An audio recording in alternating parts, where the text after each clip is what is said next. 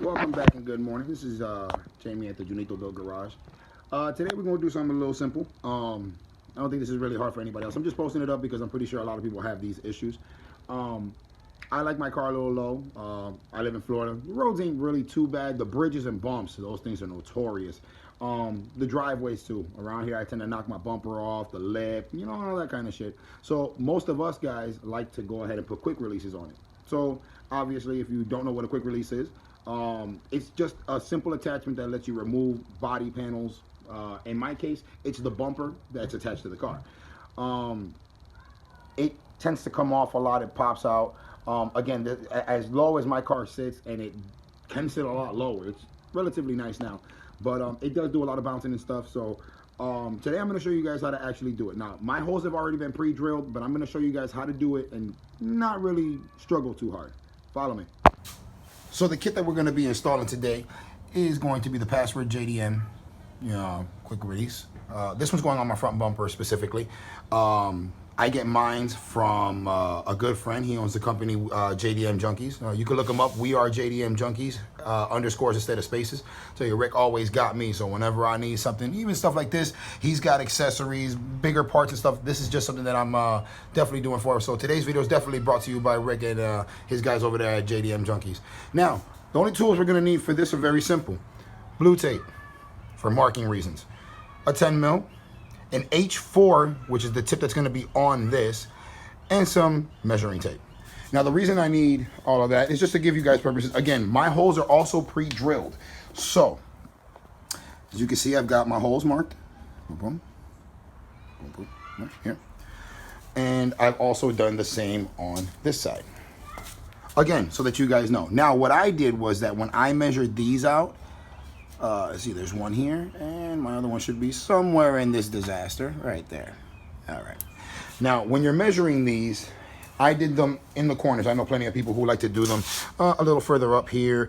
I put them out here. Again, my bumper does come off relatively often, so I'm more comfortable taking it off from the corners.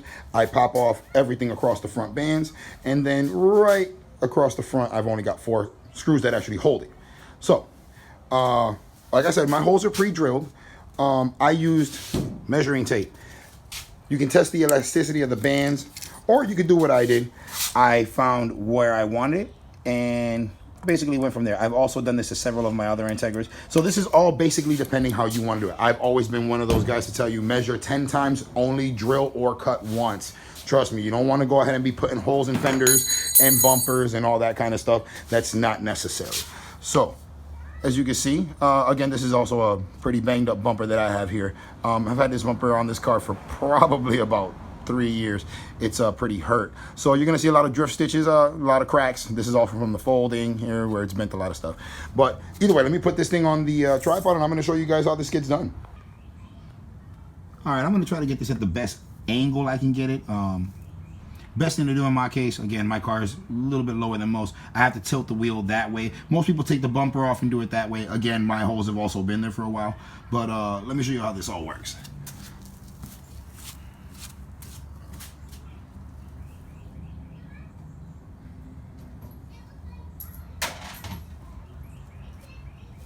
Again, my holes were already pre-marked. So in my case, it's simply one there, one there. You know, I'm marked, so this will be a lot easier. Again, you guys, after you do it, drill. Again, if you want to put 2 or 3 layers, if you've got really good paint, you might want to put 2 or 3 layers of this blue tape, and just to prevent from the drill bit actually smashing, try not to go too hard. A lot of you guys have some stuff back here. I currently do not. All right, so take this off. Drift stitches and obviously my mess here. Real simple. Allen through the actual buckle itself.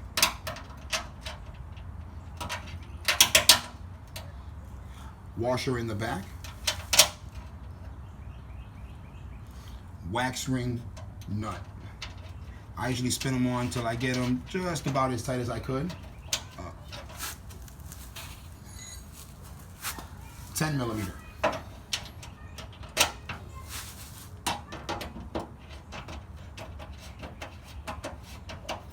Now you don't have to crank on them. Again, with the little wax on the back, they really don't move that far.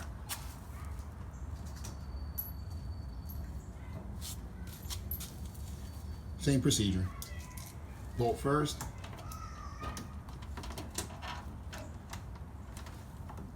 Washer on the back.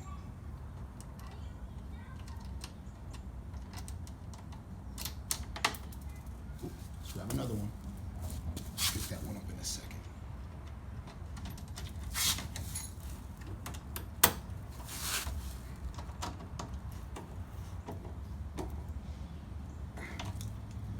Again, you ain't got to manhandle them, nothing crazy.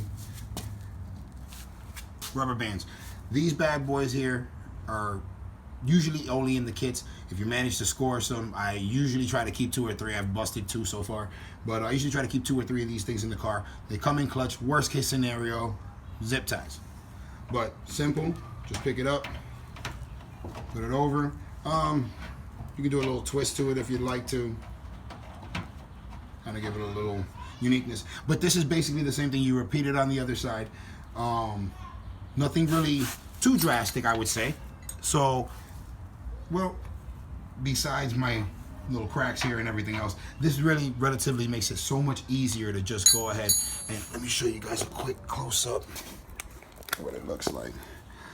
There you go. Oh, yeah, this here is one of the reasons that I've had these put in. The bumper I got a while back had, apparently they couldn't get it to sit right, so they drilled actually holes behind it, and they actually put a zip tie to hold it to a bracket back here instead of putting one of these.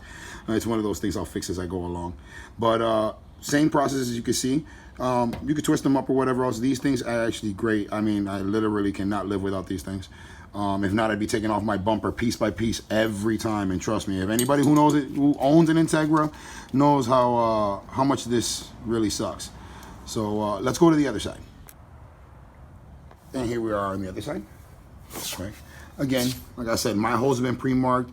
I know plenty of guys who have also done 2 on each one. That's depending who they are, or depending how low they are. Some people actually require that they need 2. I've also done these on a Ford Taurus where it also had one here, one a little further up. Those Taurus bumpers are pretty swoopy. So again, you know, this is a 94 Integra. It's just got a 2000 front. But aside from that, it's the same thing. So again, my holes are already pre-marked. So, you know. So that's where mines go.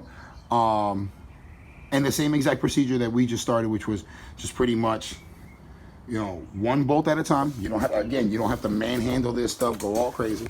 So I'll show you all a little bit. Let me just set this thing right there. That sounds good right there. All right.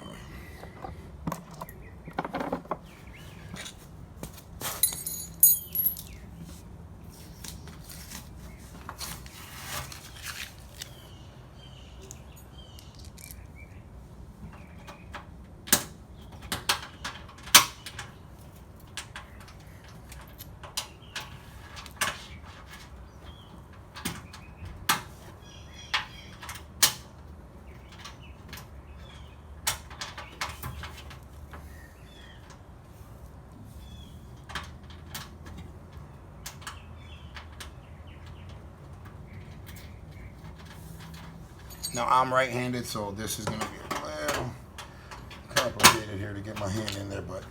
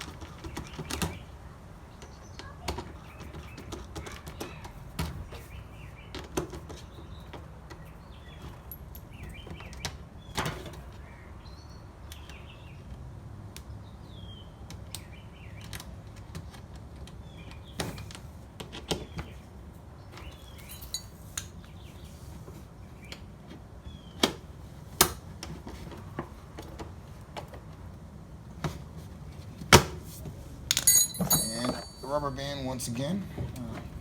I like to do them like that. Gives me a little bit more tension whenever I need it. And there it is.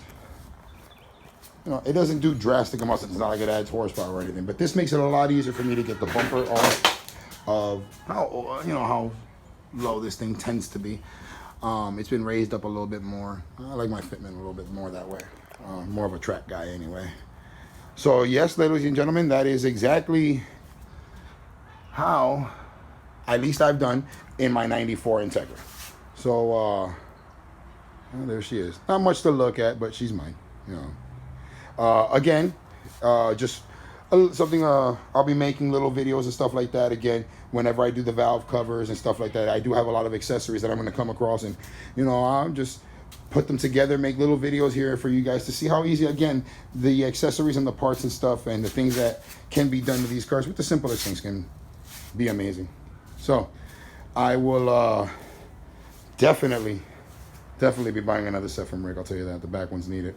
Alrighty, guys, like, subscribe, and share this up, and we'll see. Hopefully I'll be doing another one soon. Got a few more things left, but until then, man, I appreciate y'all.